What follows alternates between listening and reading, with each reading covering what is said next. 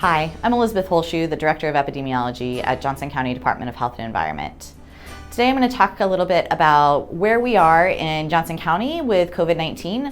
And if you have taken a look at our dashboard recently, you will have seen that our numbers, the number of people who are testing positive in Johnson County has declined quite a bit, which is excellent news.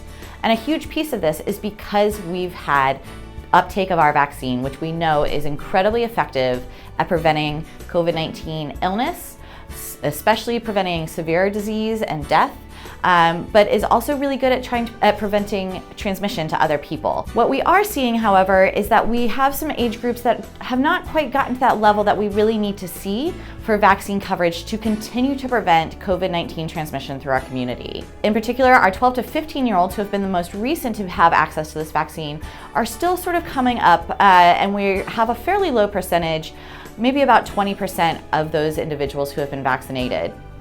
Why this is important is a couple of things. One is they can, as children, if they're not vaccinated, still contract the disease and transmit it to individuals who are immunocompromised or younger siblings or other people who maybe have not had the chance to get vaccinated for whatever reason. Another piece is that if they're participating in activities this summer, and especially as they move into fall again for schools, if they are exposed to COVID-19, they will be asked to stay home and quarantine. There's also a potential that as we move into the fall, as people move back inside buildings, as we have other variants that are emerging in other parts of the country, there is a potential that we may see another surge here. The best way to prevent that is for as many Johnson County residents to get vaccinated as possible. And this is because if somebody is infected and they come in contact with a number of vaccinated people, that means that the virus transmission stops at that point. They break the chains of transmission.